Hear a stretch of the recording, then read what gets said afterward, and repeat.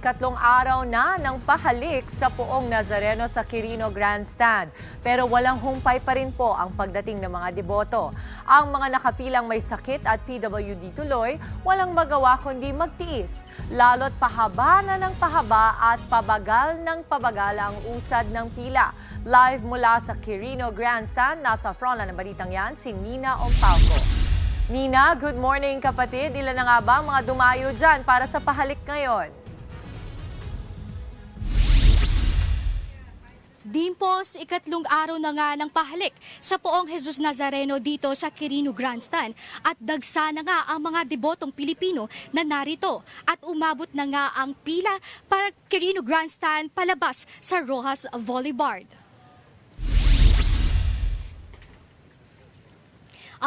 Ayon sa huling datos ng Manila Police District, umabot na ng 14,500 ang mga deboto, alas 11 ng kagabi at patuloy pang umaakit ang bilang. Bata man o matanda, nakipagsapalaran ang mga deboto sa pila, maipakita lamang ang debosyon sa Poong Jesus Nazareno. Ang debotong si Elsa, kasama pa ang kanyang fur baby na si Oreo. Kung sa pagsisimba pa nga lang daw kasi ay bitbit na nila ang aso, ngayon pa lang kayang tradisyon ng pahalik. Ang ilang debotong nakapila, galing pa yan sa malalayong lugar. Kaya naman nag-set up sila ng mga tent dito, kagabi at dito na rin natulog habang naghihintay. Ayon naman sa mga ilang ihos del Nazareno Anpon, nagkaroon ng aberya kagabi sa pila ng mga senior citizen at PWD. May isa raw kasing pumipilang matanda na nagsabing dalawa lang kasama niya. Pero pagdating sa entrada, 20 pala sila. Napilitan daw tuloy silang putulin muna yung priority lane. Pero pagbalik, normal na raw ang daloy nito.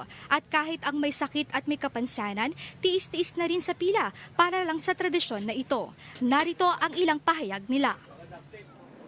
Mula nung sanggol ako, ganito na po ang paglalakad ko. Yung kawayan po. Para saan po yan? Yung ginagamit ko po sa pag tuwing pumupunta ako dito ng pista, ganito ng dala-dala namin. Tutulungan po ako sa paggagamot ko.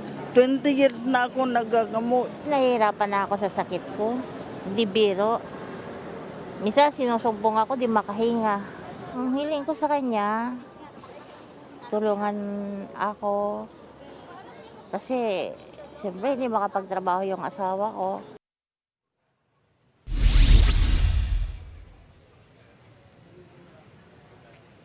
Dimpos, mabagal ang usad ng pila dito ng mga deboto sa Quirino Grandstand. Kaya naman, abiso ng mga ihos del Nazareno magbaon ng mahabang pasensya sapagkat mahaba at mabagal ang usad ng pila dito sa pahalik ng Poong Jesus Nazareno. Dimpos? Maraming salamat, Nina Ompauco. Mga kapatid, Dimples Romana po, kumpletuhin ang inyong umaga ng mga kwentong puno ng inspirasyon.